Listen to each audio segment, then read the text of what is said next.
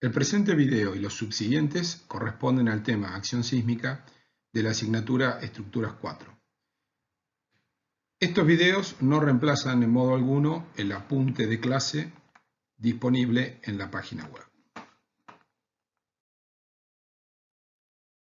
Comenzaremos el tema con un repaso de conocimientos que ya se han visto en otras asignaturas, tal como Geotecnia 1, referidos a la sismicidad global. Es conocido el hecho de que la actividad sísmica en la corteza terrestre no está uniformemente distribuido sobre la misma, sino que se concentra en algunas zonas. En particular, se puede mencionar el denominado anillo de fuego, que es esta zona indicada en la figura, que es donde ocurre el 90% de los eventos sísmicos de todo el planeta. En nuestro territorio tiene influencia en la costa oeste, ya que se ubica e incluye la cordillera, y tiene mucha influencia en particular en las provincias de Mendoza y de San Juan. El origen de los sismos está en la actividad en la corteza terrestre. Es bien conocido que originalmente, hace muchísimos millones de años, todos los continentes estaban unidos en una especie de continente primigenio denominado Pangea. Si se hace el ejercicio aproximado de colocar los límites políticos actuales del mundo en ese único continente denominado Pangea, tendría la apariencia de esta figura.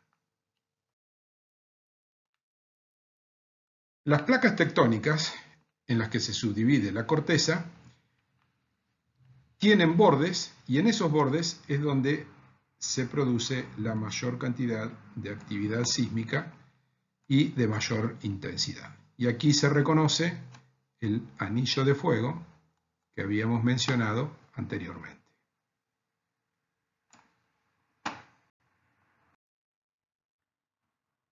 Si hacemos una visualización estrecha del contacto entre esas placas tectónicas y vemos una región como la de la cordillera, el Pacífico aquí, Chile, cordillera y nuestro territorio, encontraríamos que la placa del Pacífico subduce a la placa continental, y en este contacto que se verifica aquí hay muchísima actividad cinemática de acumulación de energía y de generación de eventos sísmicos.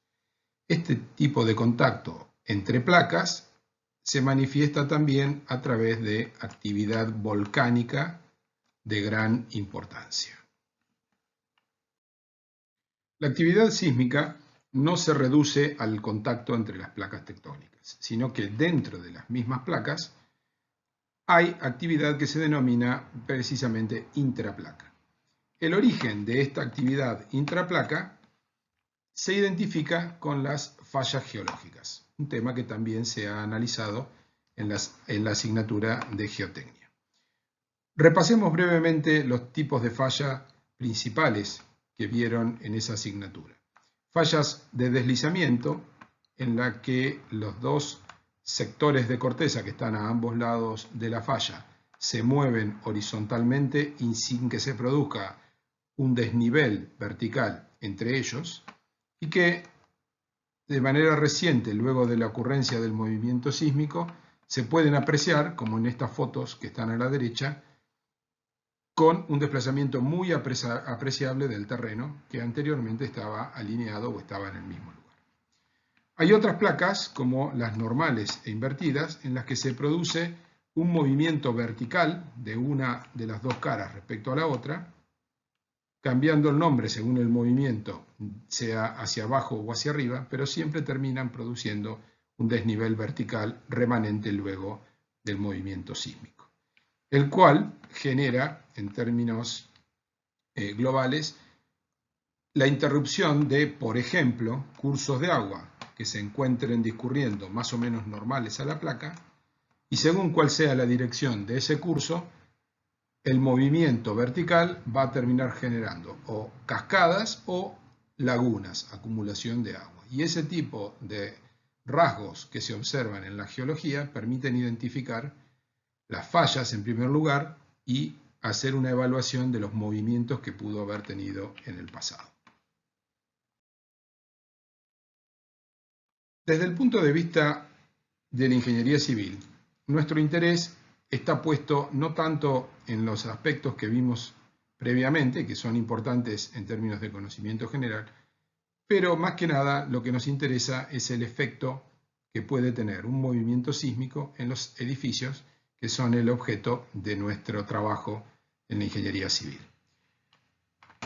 El movimiento sísmico consiste en la liberación de una gran cantidad de energía que se ha acumulado en el contacto entre las dos caras de la falla, debido a que permanentemente, en cada momento, existe un desplazamiento relativo de ambos bloques, a ambos lados de la falla, en sentidos opuestos. La magnitud de ese movimiento relativo puede ir desde 2 o 3 milímetros hasta 10 o 20 milímetros por año.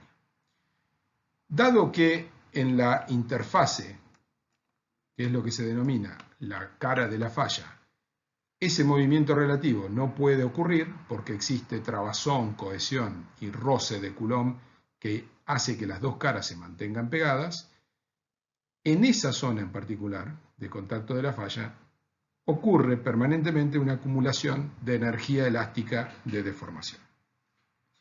Esa energía elástica de deformación, que de manera sencilla se puede hacer o entender análogamente con el estar estirando una bandita de goma, que a medida que se estira permanentemente va acumulando energía elástica en su interior, en un determinado momento genera un nivel de tensiones en esa interfase que ya no puede ser resistido por la cohesión, la fricción o la trabazón que existe en la misma. Sería, en nuestra analogía simple, como si la bandita de goma en su sección transversal ya no resistiera el esfuerzo de tracción que se viene generando por el estiramiento continuo. En ese momento se rompe el contacto entre las dos caras de la falla y toda la energía acumulada en esa zona se libera repentinamente. Se corta la bandita de goma y toda la energía se libera y produce efectos como, por ejemplo, pegarnos en un dedo y provocarnos un cierto daño.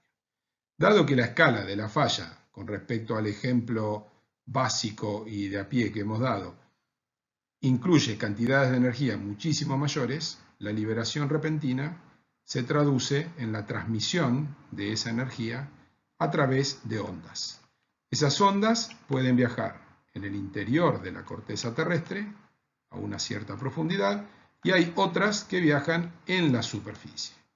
Lo que sí es prototípico es que ese viaje se produce radialmente alejándose del punto donde ocurrió el sismo. Existen varios tipos de onda que viajan en el interior del macizo y en la superficie. En el interior hay ondas de compresión, como estas que tenemos aquí, ondas de corte, como estas que tenemos aquí, u ondas de compresión, como estas que tenemos aquí. Pero las más importantes, o las que pueden tener más efectos sobre los edificios, son las de superficie, que son ondas de corte y ondas de Rayleigh. Esas ondas viajan a diferente velocidad. Si nos ubicamos a 300 kilómetros del punto en el que ocurrió el sismo, vamos a tener que hay ondas que llegan primero que las otras. Y eso, si a esa distancia de 300 kilómetros tenemos ubicado un instrumento capaz de registrar las vibraciones inducidas por ese sismo lejano, se van a poner en evidencia a través de un registro temprano y un registro de mayor magnitud para las ondas que llegan un poco más tarde.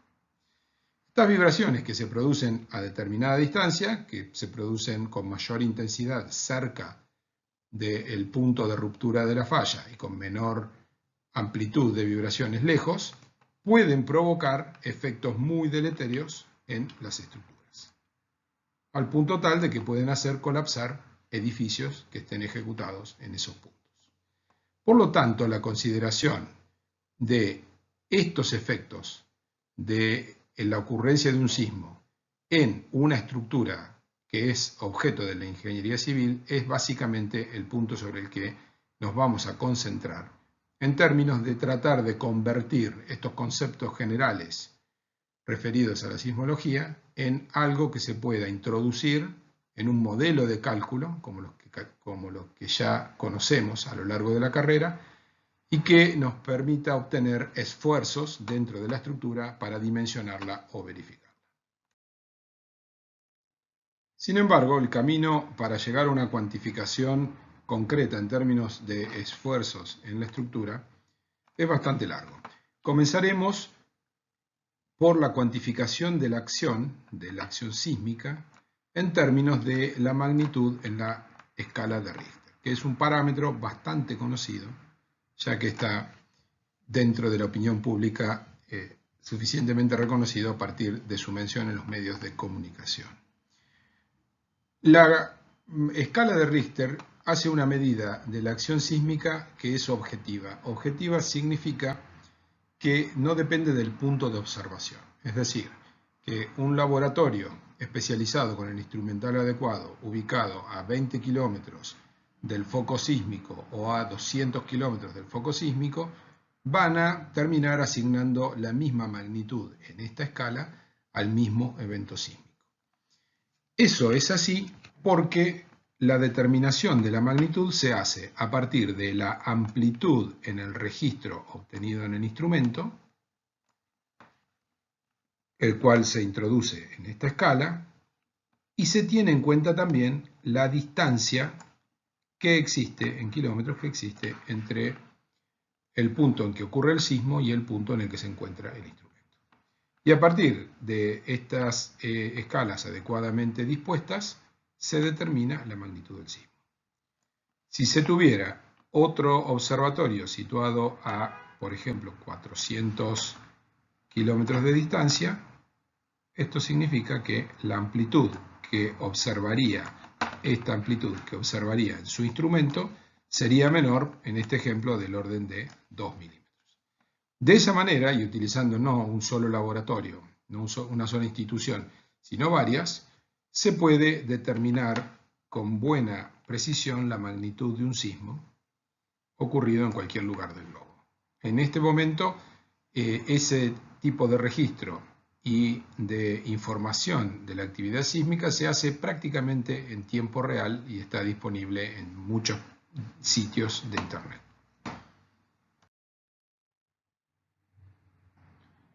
Existe una relación entre la magnitud de un sismo medido en la escala de Richter y la energía liberada en la ruptura de la falla. Esa energía que habíamos mencionado se viene acumulando elásticamente en la región vecina a la falla y que cuando se rompe la superficie de la falla se libera repentinamente, dando origen al sismo. Por esa razón, tiene absolutamente todo sentido físico que haya una relación entre la magnitud y la energía liberada. Esa expresión que señalamos aquí nos dice que el logaritmo de la energía liberada tiene esta relación lineal con la magnitud. Como del lado izquierdo tenemos el logaritmo de la energía y no la energía, por cada aumento de una unidad en la escala de Richter, la energía liberada aumenta 31 veces. Y por lo tanto, para tener un número un poco más redondo, por cada 2 puntos de aumento en la magnitud de un sismo en la escala de Richter, la energía aumentará aproximadamente 1000 veces. Es decir, la escala de Richter no es una escala lineal, no hay una proporción entre las magnitudes, sino que se rige por esta regla que se mencionó anteriormente.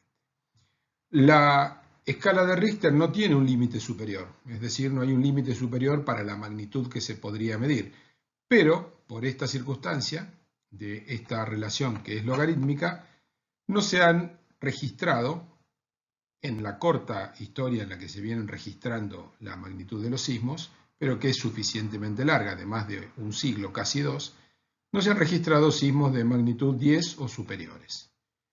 Y probablemente eso no va a suceder nunca.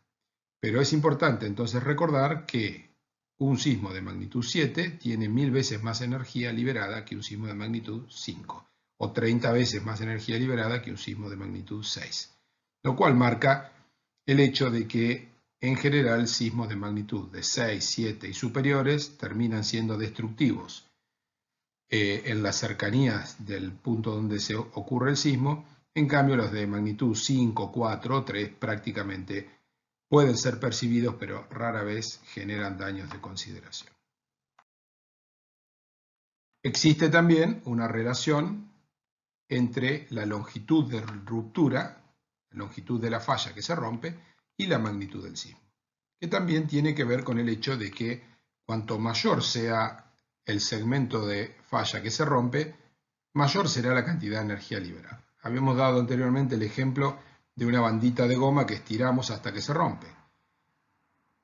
En esta analogía, lo que tendríamos es que una bandita de goma de mayor sección transversal tiene o genera una mayor liberación de energía. La longitud de ruptura viene acompañada con una profundidad de la falla que se rompe, que guarda una relación de proporcionalidad con la longitud que es relativamente constante y por lo tanto hace las veces de esa sección transversal de la bandita de goma. Esa relación vuelve a ser logarítmica, ¿ven? Que en el eje de las ordenadas, que mide la longitud de ruptura, tenemos una escala logarítmica y en las abscisas tenemos la magnitud. Por lo tanto, podemos ver aquí que una longitud de ruptura de 10 kilómetros producirá un sismo de magnitud de aproximadamente 6,4 y uno de 100 kilómetros, uno de aproximadamente 7,5. A medida que aumenta la magnitud de los sismos, tenemos que generar una longitud de ruptura muy grande, lo cual es bastante más improbable también. Obsérvese que para un sismo de magnitud 8, que es una magnitud muy importante, hay que romper del orden de 300 o más kilómetros de superficie de la corteza terrestre, lo cual es una escala regional. En cambio, para un sismo de magnitud 6,5 o de magnitud 6, solamente hace falta romper algunas decenas de kilómetros, lo que lo pone en una escala local. Para finalizar con las relaciones, vamos a estudiar la que existe entre la magnitud y la duración del sismo. ¿Por qué se explica que haya mayor duración de sismo cuando aumenta la magnitud del mismo? Obsérvese una vez más que las ordenadas tienen una escala logarítmica. ¿Cómo se explica esto? Porque habíamos visto anteriormente que a mayor magnitud, mayor superficie de ruptura en la falla. Esa superficie, esa gran superficie que se rompe para un sismo de gran magnitud, no se rompe repentinamente, porque como involucra una longitud de centenares de kilómetros y algunas decenas de kilómetros de profundidad, no puede romperse toda en el mismo instante, sino que normalmente comienza a romperse en algún determinado sector y esa fractura se va propagando a lo largo de toda esa superficie. Cuanto mayor es la superficie, mayor es el tiempo que transcurre entre que comienza a fracturarse y termina de fracturarse. Y eso hace que el sismo generado, como esa liberación de energía no se produce instantáneamente, sino a lo largo de varios segundos, el sismo generado va a tener una mayor duración cuanto mayor sea su magnitud. Independientemente de esta explicación de por qué hay esta relación de mayor duración de los sismos de más importancia, hay otro efecto que tiene influencia directa sobre el comportamiento y el efecto sobre nuestras estructuras. Y es el hecho de que un sismo de gran magnitud, por el simple hecho de que la amplitud de las oscilaciones que va a generar va a implicar grandes esfuerzos sobre la estructura, esfuerzos que seguramente van a originar plastificaciones y daño en los materiales de la estructura, ya por su magnitud, por su amplitud, va a generar daño. Si además de eso permanece durante mucho tiempo, ese daño se va a acumular durante más tiempo y por lo tanto se produce una especie de amplificación del efecto deleterio de un sismo de gran magnitud. En primer lugar, porque tiene mucha amplitud de vibraciones y en segundo lugar, porque esas vibraciones de gran amplitud permanecen durante mucho más tiempo, permitiendo que el daño ocurra una y otra vez, y eso es muy peligroso para la estructura. Los sismos de gran magnitud ocurren con baja frecuencia. Eso es un hecho, este es un hecho que se puede observar a nivel de las noticias, simplemente. Por supuesto que no aparecen en los medios de comunicación noticias de sismos de pequeña magnitud, 2, 3 o 4 en la escala de Richter. Sí van a aparecer a nivel local del lugar donde ocurren, pero no a nivel nacional o regional o ni siquiera global. Cada tanto hay una noticia que se desparrama en todo el mundo porque ha ocurrido un sismo de magnitud muy grande, por ejemplo 7,8, 8,5. Esos sismos, como tienen efectos desastrosos, se convierten en una noticia, pero no tienen una frecuencia demasiado grande, porque la relación entre magnitud y frecuencia de ocurrencia de los sismos es inversa. ¿Cómo se explica esto? Siempre el mecanismo de acumulación de energía a partir de los movimientos relativos de las dos caras de las placas y el hecho de que el sismo es el producto de la liberación repentina de esa energía, explica la mayoría de estas relaciones. Si se considera la energía que se va acumulando en función del tiempo y se asume que ésta se acumula de manera lineal, si pasado un determinado tiempo se produce la liberación, este punto es un sismo, la energía acumulada baja a cero, se liberó, y como el movimiento relativo es permanente, vuelve a acumularse, se rompe nuevamente generando un sismo, baja. Y transcurrió un tiempo T1 entre un evento y el otro evento. Si por alguna razón la superficie de la falla queda con mayor resistencia, esa acumulación se va a producir durante más tiempo, porque no va a alcanzar a romper esa superficie, hasta que en algún momento genera esa ruptura. El sismo que ocurre aquí tiene más energía y ocurrió en un tiempo que está más alejado en el tiempo, ¿sí? Respecto al anterior. Es decir, un lapso mayor entre este sismo, y eso significa menor frecuencia de ocurrencia. Existe una ley que relaciona la cantidad de sismos que ocurren por año en un determinado lugar con su magnitud, que se llama ley de Gutenberg y Richter, que una vez más, en términos logarítmicos para las ordenadas, tiene este aspecto, logaritmo de n igual a a menos b por m. Los coeficientes de esta ecuación, que son a y b, varían según la región, porque por supuesto no es la misma la curva de frecuencia de ocurrencia en un lugar de mucha actividad sísmica que en otro que prácticamente no tiene actividad sísmica. Por lo tanto, A varía entre 4 y 8 y B entre 0,9 y 1,2 según la zona en la que nos encontremos. Los gráficos lucen más o menos de esta manera y se interpretan de la siguiente forma. Un sismo de magnitud 6 en un determinado lugar, para el que es válido esta curva, ocurre en esa zona a razón de 0,01 por año, lo cual debe interpretarse en estos términos, que cada año hay 0,01 de probabilidad de que ocurra un sismo de esa magnitud. Y así siguiendo, un sismo de magnitud 7 tendría un 1 por 1000 de probabilidad, en cambio un sismo de magnitud 5 tiene un 10% de probabilidad. Eso es muy importante desde el punto de vista de las estructuras, porque todas las acciones sobre las estructuras, tales como las sobrecargas o el viento, que son acciones que varían con el tiempo, se estudian desde el punto de vista probabilístico, es decir, se analiza su frecuencia de ocurrencia sobre una base anual. Por lo tanto, conocer esta relación entre magnitud y frecuencia de ocurrencia de los sismos es de vital importancia cuando estamos en un camino en el que trataremos de introducir la acción del sismo como solicitación o como carga o acción en un modelo estructural. Es importante, por lo tanto, evaluar cuáles son los aspectos que interesan desde el punto de vista de la ingeniería civil, nuestra especialidad. En primer lugar, y de manera bastante evidente, es qué sismo, es decir, qué magnitud de sismo puede afectar a la obra, en función de cuál es su ubicación. Pero como vimos anteriormente, la respuesta a esta pregunta no es única, no es tal magnitud para una obra ubicada en tal lugar, sino que eso se debe relacionar con la probabilidad de ocurrencia. Por lo tanto, estas dos preguntas se van a responder en términos de la curva de Gutenberg y Richter que analizamos previamente. Pero lo más importante, y el objetivo que perseguimos fundamentalmente, es cuáles son sus efectos en términos cuantificables sobre las estructuras.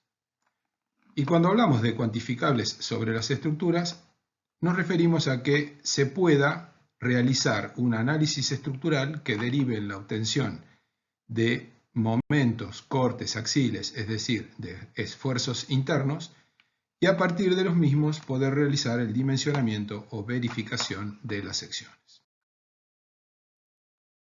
Los dos primeros puntos, referidos a magnitud o magnitud de acción del sismo y recurrencia, en el caso de los edificios, está resuelto a partir del reglamento Impress-Sirsok 103. Se muestra aquí el mapa de riesgo sísmico para edificios que da base a este reglamento. Hay algunos aspectos muy importantes a tener en cuenta en esta situación. La primera es que para este tipo de edificios el reglamento fija una recurrencia de 475 años, es decir, una probabilidad anual de ocurrencia de estos eventos de 1 en 475. Y fija como base de periodo de exposición una vida útil del edificio de 50 años. Estos gráficos, los colores de estos gráficos, representan aceleraciones máximas del terreno, Peak Ground Acceleration, relacionados con estos eventos de recurrencia 475 años y graficando el 10% de probabilidad de que lo exceda en los 50 años de vida útil que tienen nominalmente los edificios. Estas aceleraciones están en metros sobre segundo cuadrado y vemos que en la región de mayor actividad sísmica, Mendoza y San Juan, hablamos de valores del orden de 4,8 metros sobre segundo cuadrado, que son el 50% del valor de la gravedad. Aceleración pico significa el máximo valor de aceleración del terreno durante toda la duración del sismo. Esto implica que en algún momento durante todo el sismo, los objetos que estén pegados al terreno van a experimentar una fuerza horizontal igual a cerca del 50% de su peso. Y esa es una magnitud de fuerza muy, muy grande.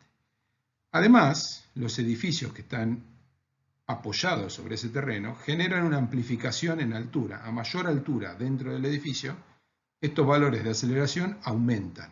Eso lo vamos a estudiar con mayor detalle en lo sucesivo. Por lo tanto, un valor de aceleración pico del terreno del orden del 50% de la gravedad es realmente muy importante. En otras regiones, como el centro del territorio nacional, los valores son menores y tenemos riesgos bajos a moderados. Pasando a lo que denominábamos efecto cuantificable sobre las estructuras, es posible decir que la mejor caracterización de un sismo para introducir esa información como base de partida y luego continuar con el análisis estructural es lo que se denomina un acelerograma. ¿Qué es un acelerograma? Es un registro de aceleraciones en función del tiempo. Esas aceleraciones son las aceleraciones del terreno que se mueve y por lo tanto induce movimientos en el edificio. En realidad, el terreno sufre o experimenta desplazamientos, U de T. Si se derivan dos veces, se obtienen las aceleraciones. Y a esas aceleraciones del terreno se las denomina típicamente U2 puntos G sub G de T. Si bien el efecto real y cuantificable son los desplazamientos, se utiliza para el cálculo estructural la aceleración porque es la que permite proseguir con el análisis computacional y obtener esfuerzos en la estructura. Por lo tanto, el efecto cuantificable de mejor calidad o que mejor caracteriza a un sismo dado es ese gráfico de aceleraciones en función del tiempo que se denomina, como dijimos, acelerograma.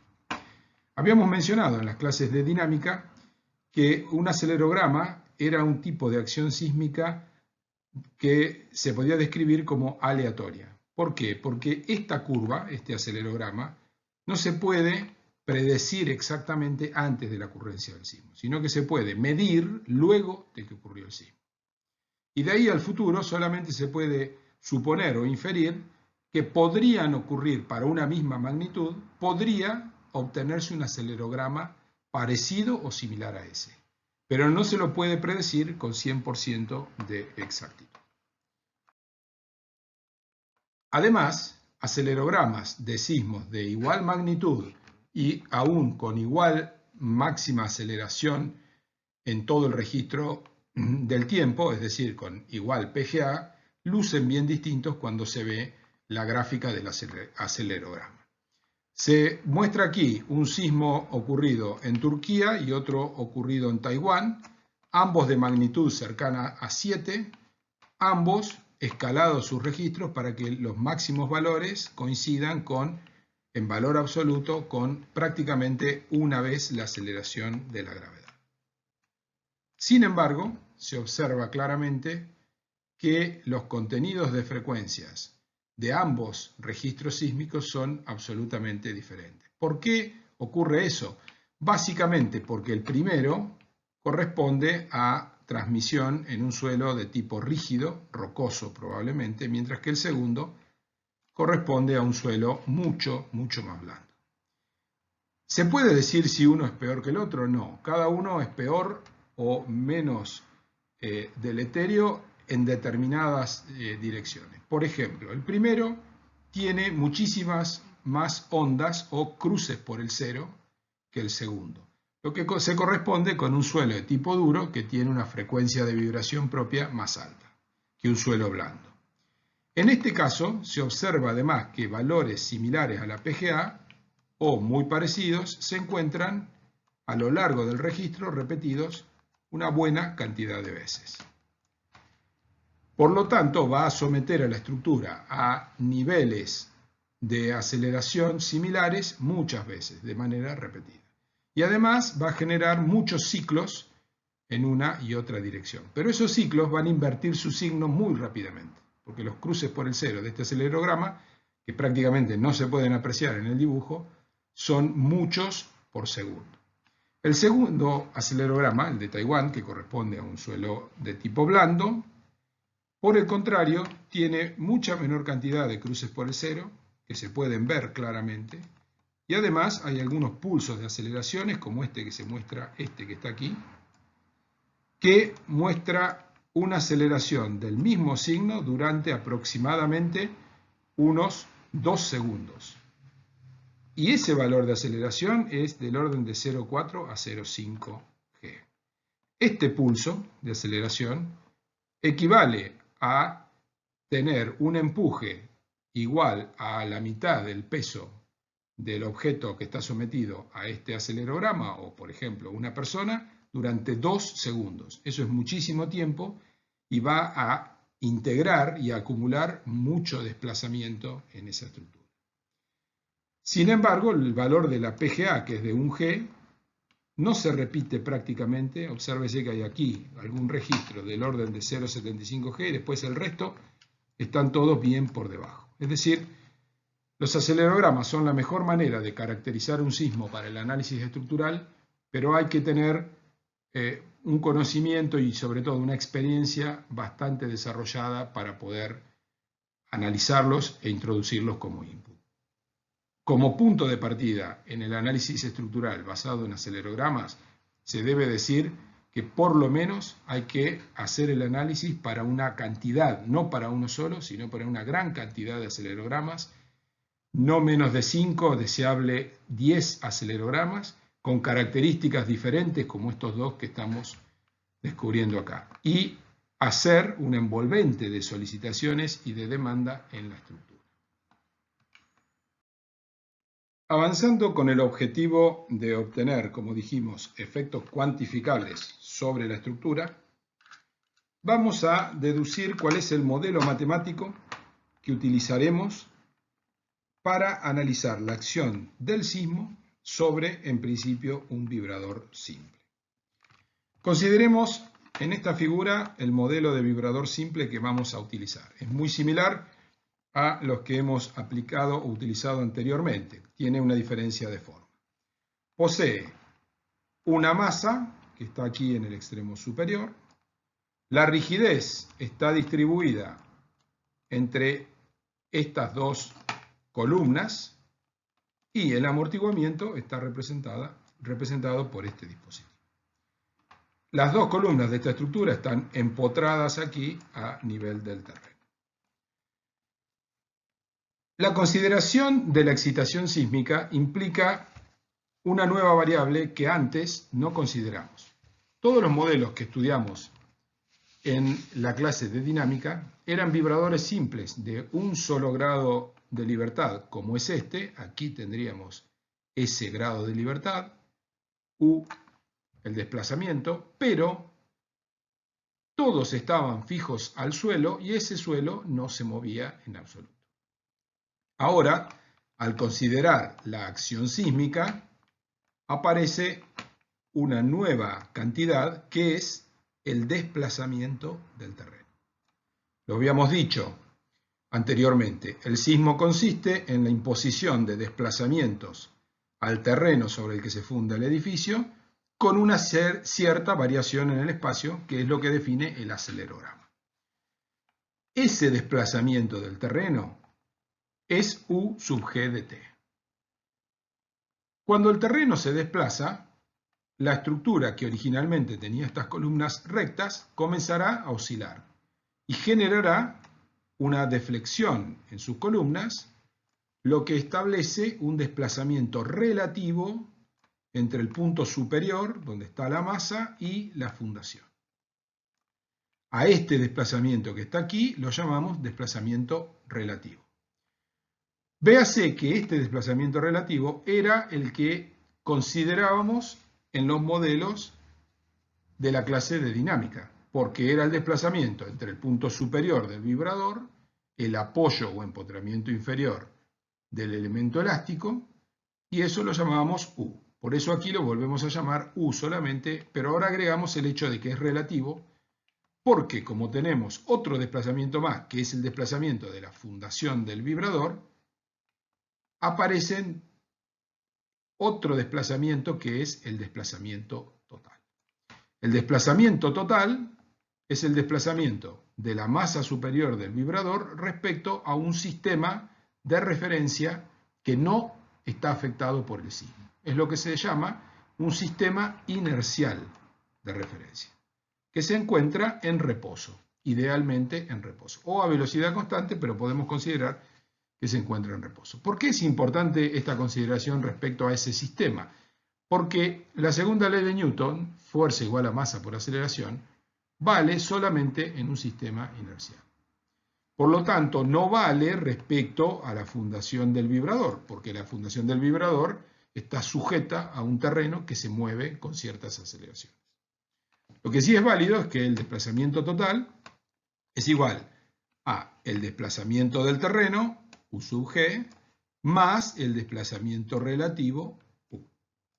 Si derivamos una vez, vamos a derivar los 2 términos de la suma y vamos a obtener la velocidad total como la velocidad relativa más la velocidad del terreno. Si volvemos a derivar, se vuelven a derivar los 2 términos de la suma y vamos a encontrar la aceleración total como la aceleración relativa entre la masa del vibrador y el punto en el que se toma el suelo, más la aceleración del terreno. Considérese que la aceleración del terreno es justamente un dato de partida del problema porque es el acelerograma que hemos venido estudiando previamente. Cuando consideramos el diagrama de cuerpo libre de la masa, como hicimos en las clases de dinámica, habíamos evaluado la masa y este es el punto en el cual se mide el desplazamiento y habíamos considerado tres fuerzas: la fuerza de inercia, la fuerza disipativa o viscosa relacionada con C y la fuerza elástica relacionada con la rigidez de la estructura. La fuerza viscosa o disipativa y la fuerza elástica tienen el mismo valor que poseían en los modelos de vibrador simple de las clases de dinámica.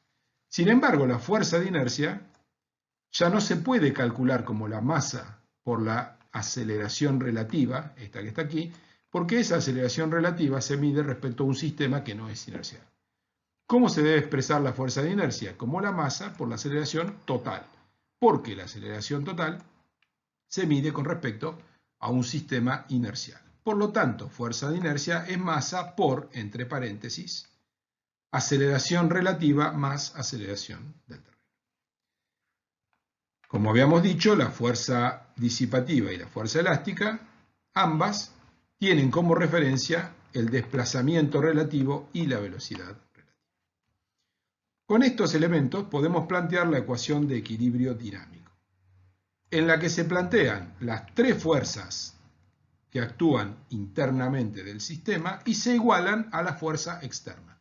¿Cuál es la fuerza externa que genera el sismo? Ninguna, porque el sismo lo que genera son desplazamientos de la base del vibrador que derivados dos veces dan la aceleración del terreno U2 puntos G que tenemos acá. Por lo tanto, la suma de las tres fuerzas internas tiene que estar igualada a 0. Reemplazando estas tres ecuaciones en esta ecuación, queda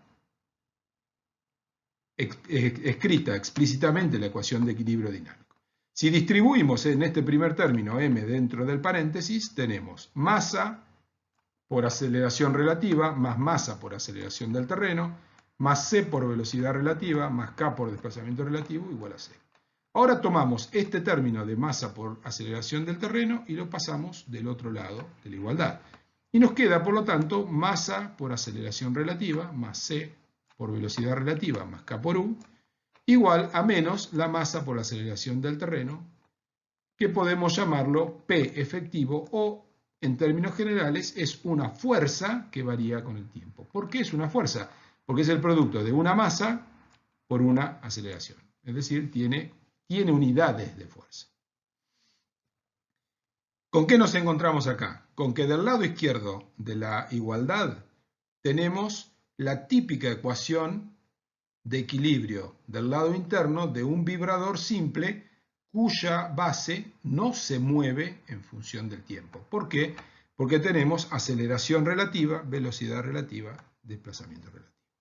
Y del otro lado tenemos la masa por la aceleración del terreno, que es una cantidad con unidades de fuerza, es decir, que podemos asimilarla a una fuerza variable con el tiempo. Esto permite establecer una analogía o equivalencia entre el vibrador simple sometido a la acción sísmica, que es esto que tenemos aquí. El vibrador simple sometido a la acción sísmica es la realidad física del problema. Es una estructura, masa, rigidez, amortiguamiento, que no está sometida a ninguna fuerza externa, sino que está sometida a desplazamientos del terreno variables con el tiempo, que cuando los derivamos dos veces se convierten en una aceleración del terreno. Y por lo tanto podemos decir que este modelo, que no tiene ninguna fuerza externa, está sometido a aceleraciones en su base o en su fundación. Pero cuando operamos, como vimos anteriormente, con la ecuación de equilibrio dinámico, nos queda del lado izquierdo los tres términos de equilibrio interno de una estructura, que es esta otra, que no experimenta ningún desplazamiento en su fundación, pero que en términos de equivalencia está sometido a una fuerza P efectiva que varía con el tiempo. Es muy importante entender que esto es una equivalencia. o una analogía. Esto que está aquí es la realidad. Pero la importancia de haber encontrado esta equivalencia es que ya sabemos cómo resolver un vibrador simple, cuya fundación no se mueve, no está sujeto a desplazamientos o aceleraciones variables con el tiempo, sino que está fijos y que además tiene una fuerza de definición arbitraria, que es esta que está aquí. ¿Por qué es esto la fuerza P efectiva? Porque la masa es constante multiplicada por el acelerograma de la aceleración del suelo. Esta fuerza P efectiva, que varía con el tiempo, será este acelerograma escalado en términos de cuánto valga esa masa. Y esta es una fuerza excitatriz, como habíamos visto al final de la clase de dinámica, de variación arbitraria. No es una fuerza senoidal, no es un pulso constante, sino que es una fuerza de variación arbitraria. Tan arbitraria es su variación que en general los acelerogramas, es decir, lo que va a dar forma a esa P efectiva variable con el tiempo, no se expresan como ecuaciones, como funciones, sino como listas en un archivo de texto de valores de aceleraciones para determinados valores del tiempo. Por ejemplo, una aceleración cada 0,01 segundo, cada 0,001 segundo o algo así, que salen directamente de los registros de los aparatos que están dispuestos en las universidades o en los institutos que hacen investigación sísmica para medir el efecto de los sismos. Como vimos en la clase de dinámica, cuando teníamos un vibrador simple cuya base no se movía y que estaba sujeto a la acción de una fuerza variable con el tiempo de definición totalmente arbitraria, la respuesta la obteníamos a través o a partir de la integral de convolución. Ya habíamos adelantado en la clase de dinámica que eso serviría para analizar el caso del sismo. Y por lo tanto, es lo que vamos a hacer en este punto. Recordamos que la integral de convolución nos daba el desplazamiento del sistema en función del tiempo. ¿Qué desplazamiento nos está dando? Nos está dando el desplazamiento relativo. Por supuesto, no el desplazamiento absoluto. Si quisiéramos obtener el desplazamiento absoluto, podríamos sumar en cada instante de tiempo el desplazamiento del terreno si es que lo conociéramos. Pero eso en general no tiene demasiado interés. El desplazamiento relativo estaba dado por esta expresión que llamamos integral de convolución. En la integral de convolución, lo que teníamos originalmente era 1 dividido m por la frecuencia circular omega por la integral entre 0 y t de, y aquí teníamos la fuerza P de t. Y luego seguía el resto. La fuerza P de t, en este caso, es la masa por la aceleración del terreno. Esa masa que está aquí arriba sale fuera del integral y se cancela con la que estaba afuera. Por eso lo que nos queda aquí es 1 sobre W solamente y aquí la aceleración del terreno. Hecha esa salvedad, esa simplificación, la integral de Duhamel para un caso de acción sísmica queda como está escrita en la filmina. Cuando se evalúa esa integral para todos los tiempos en que se tiene la información del sismo, se obtiene la respuesta de desplazamiento U de t relativo, medido, por ejemplo, en milímetros, para todo el tiempo del sismo, que en este caso es un sismo de 7 segundos de duración. Y se puede saber en cada instante de tiempo, cada una centésima, cada una milésima de segundo, dónde está el vibrador simple. Y eso sería un conocimiento completo de la respuesta de la estructura.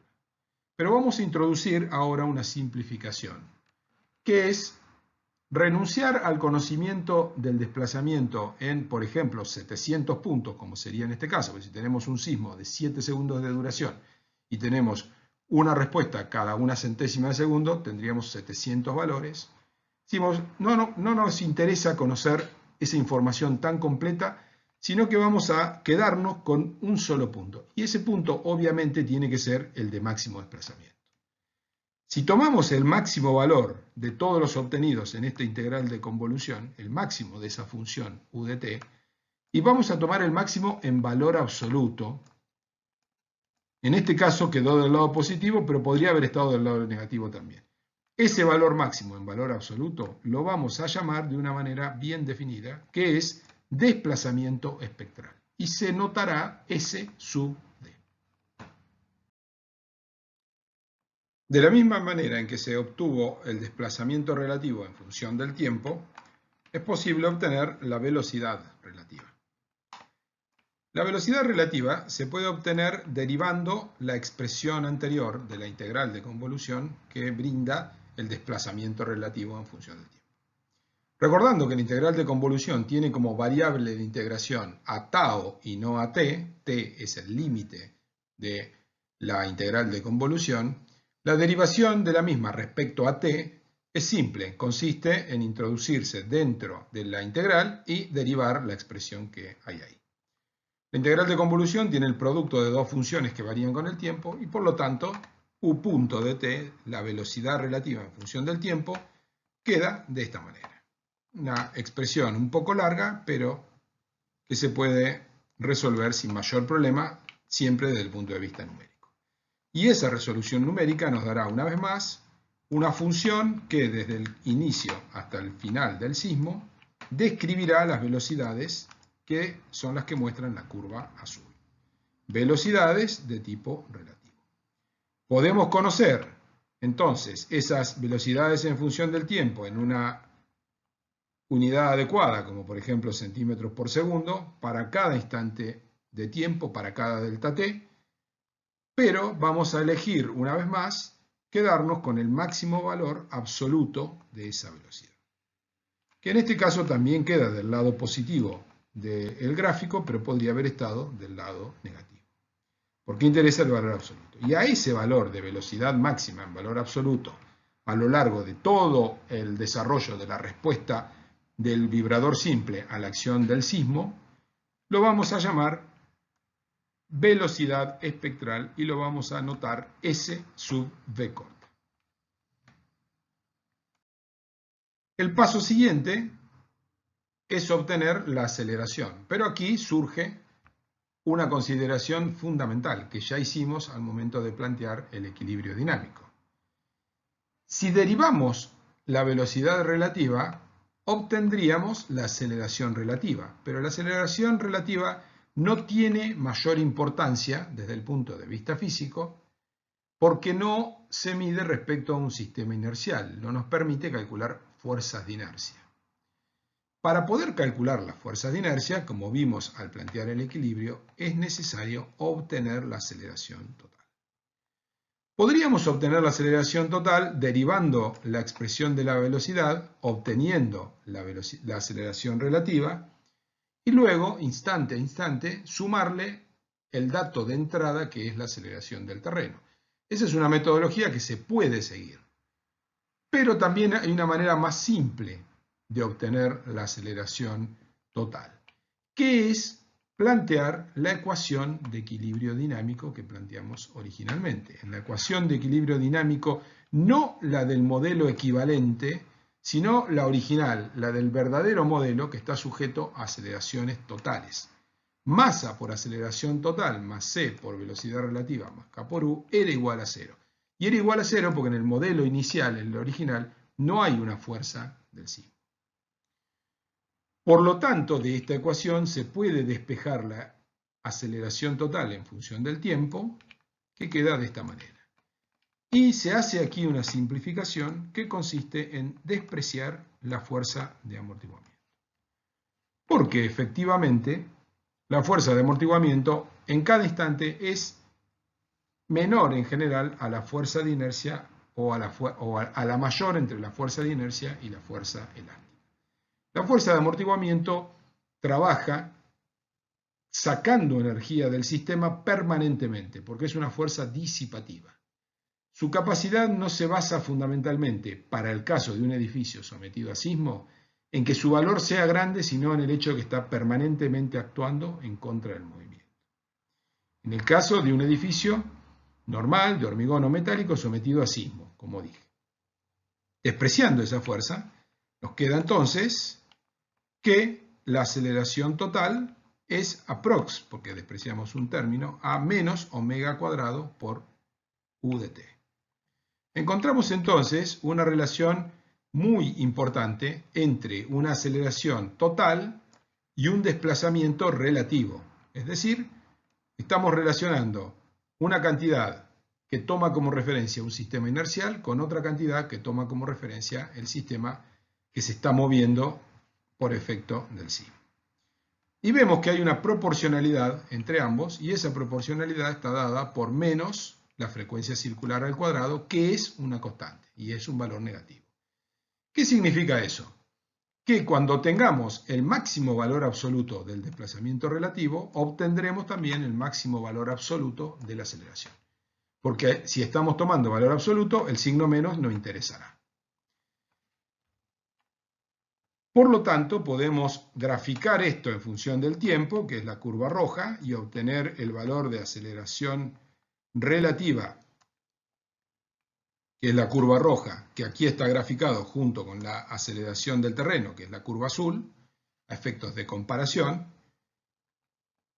y ver que la aceleración del terreno, que es la curva azul, se amplifica cuando llegamos a la parte superior de la estructura.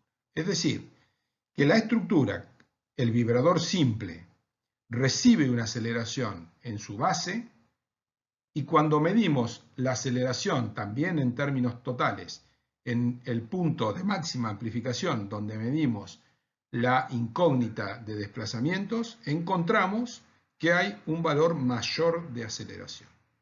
No necesariamente coincide el valor de mayor aceleración del terreno, que está por aquí, con el valor de mayor aceleración arriba. Hay un retraso entre el máxima aceleración abajo y la máxima aceleración arriba. Hablando siempre con referencia o pensando que nuestro modelo estructural se refiere como un edificio. Por eso nos referimos a abajo o arriba en términos de la base del edificio y, digamos, la terraza del edificio. No siempre va a ser abajo y arriba, pero si pensamos en un edificio, sí lo va a ser y nos referiremos de esa manera coloquialmente a la posición. Podemos tener la definición de la aceleración total en cada instante de tiempo o podemos, una vez más, y vamos a hacerlo, quedarnos con el máximo valor de esa aceleración total y llamarlo aceleración espectral y notarlo S sub A. Hay una consideración importante que hacer referida a esta simplificación que realizamos de despreciar la fuerza viscosa o la fuerza de amortiguamiento. Este aproximado que vale acá, que se indica acá, es válido en general para la curva roja, salvo cuando estamos en valores máximos de aceleración, porque cuando tenemos valor máximo de aceleración, vamos a tener un valor máximo de desplazamiento y ahí, o en las cercanías de ese instante, la velocidad va a ser nula. Y si la velocidad es nula, este término es nulo, no porque lo hayamos despreciado, sino porque es realmente nulo. Por lo tanto, en este punto, que es el de máxima aceleración del sistema, es absolutamente válido que la máxima aceleración total de respuesta del sistema es igual a menos omega cuadrado por el máximo desplazamiento del terreno. Y en valor absoluto sería la máxima aceleración total en valor absoluto es igual a omega cuadrado por el máximo desplazamiento en valor absoluto. Se plantea entonces un concepto que es muy importante en el análisis estructural de estructuras sometidas a sismo, que es el concepto de espectros de respuesta. Y que es la base, en realidad, para el análisis estructural de edificios comunes. Dijimos anteriormente que el acelerograma es la mejor manera de identificar o de introducir la acción del sismo en un modelo de cálculo de estructuras. Pero hay que tener mucha información, muchos acelerogramas y hay que tener experiencia en el análisis de ese tipo de estructuras. La forma más común de introducir el sismo como acción en un programa que realiza un modelo de cálculo de una estructura son los espectros de respuesta.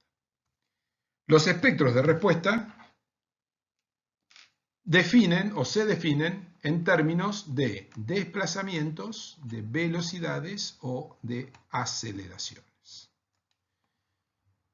En general, lo que se va a ver, y lo vamos a analizar en lo que más adelante en la clase, los conocidos son los espectros de aceleraciones o aceleraciones espectrales. Pero también existen espectros de respuesta en términos de velocidad o de desplazamiento.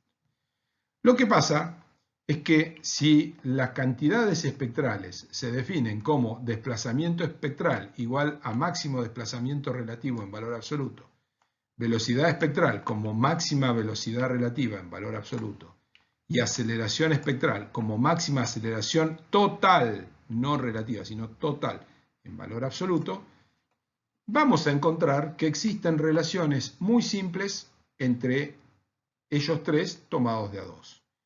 Solamente a través de un parámetro que es la frecuencia circular. Y vamos a establecer esas relaciones. Vamos a obtener la velocidad espectral en función del desplazamiento espectral. ¿Cómo lo vamos a hacer? Planteando un concepto energético. Vamos a considerar que en este sistema, o por lo menos en un periodo corto de tiempo, la energía cinética máxima es igual a la energía potencial máxima. Es sabido que en un sistema mecánico la energía total es la suma de la cinética y la potencial. Pero también sabemos que en un sistema oscilatorio la proporción entre energía cinética y energía potencial va cambiando y hay instantes en los que toda la energía mecánica es energía cinética y eso es lo que llamamos energía cinética máxima y hay otros instantes de tiempo en los que toda la energía mecánica es energía potencial y esa es la energía potencial máxima. Como estamos despreciando en este caso la disipación de energía por el amortiguamiento. ¿Cuánto vale la energía cinética? La energía cinética es un medio de la masa por la velocidad al cuadrado. Si queremos obtener la máxima, como un medio y la masa son constantes, lo que tendremos que evaluar es la máxima velocidad. Como está al cuadrado, podemos poner aquí el valor absoluto de la máxima velocidad. ¿Y qué es el valor absoluto de la máxima velocidad? Es la velocidad espectral. ¿Cómo se evalúa la energía potencial máxima? Lo vimos desde estructuras 1 o 2 en un sistema elástico con una constante elástica K que genera una fuerza K por U en función del desplazamiento. La energía potencial es un medio de K por U al cuadrado. La máxima será un medio de K por U máximo al cuadrado y lo podemos poner en valor absoluto porque está elevado al cuadrado. ¿Qué es U máximo en valor absoluto? El desplazamiento espectral. Si operamos con esta igualdad que tenemos aquí, igualamos energía cinética máxima con energía potencial máxima, porque cuando son máximas son iguales a la energía mecánica total, igualando, decía, llegamos a esta relación. K sobre M igual a omega cuadrado, como se sabe, K sobre M es omega cuadrado, lo sacamos en la clase de dinámica para el vibrador simple. La constante que caracteriza el comportamiento dinámico del vibrador simple es la frecuencia circular o el período, que son cantidades equivalentes, y omega es raíz de K sobre M, que es lo mismo que decir que K sobre M es omega cuadrado. Y ese K sobre M es igual a la velocidad máxima sobre el desplazamiento máximo en valor absoluto elevado al cuadrado. Como ambos están elevados al cuadrado y podemos eliminar los cuadrados y nos queda entonces que la velocidad máxima sobre el desplazamiento máximo, que no son otra cosa más que SB dividido SD, es igual a omega. Es decir, encontramos una relación muy simple que nos permite obtener la velocidad espectral en función del desplazamiento espectral. la velocidad máxima en función del desplazamiento máximo, siendo tanto velocidad como desplazamiento siempre relativos. Para obtener la aceleración espectral, vamos a plantear equilibrio dinámico. ¿Qué es lo que ya planteamos anteriormente? ¿Qué obtuvimos cuando planteamos el equilibrio dinámico? Obtuvimos que la aceleración total, porque la aceleración espectral es la aceleración total máxima, era aproximadamente igual a omega cuadrado por el desplazamiento relativo máximo. La aceleración total es SA, el desplazamiento relativo máximo es SD y aquí aparece omega cuadrado. Y encontramos entonces la segunda relación espectral que nos permite obtener la aceleración espectral en función del desplazamiento espectral. Estas dos relaciones permiten en realidad, conociendo una cualquiera de las tres cantidades espectrales y la frecuencia circular de la estructura, nos permite obtener las otras dos.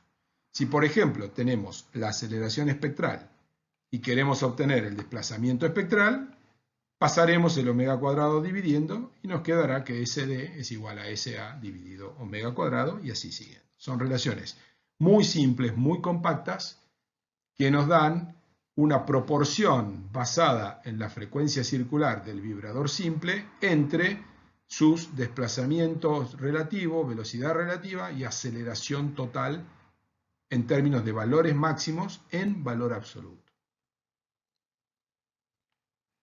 Obsérvese, ya lo había mencionado anteriormente, que si bien la relación anterior de la aceleración espectral es aproximada, en el valor máximo se tiene que K por U máximo, que es la fuerza elástica, es igual a la masa por la aceleración total, porque en ese caso no necesitamos despreciar la fuerza viscosa, la fuerza disipativa, porque en el punto en el que tenemos un desplazamiento máximo, la velocidad es nula.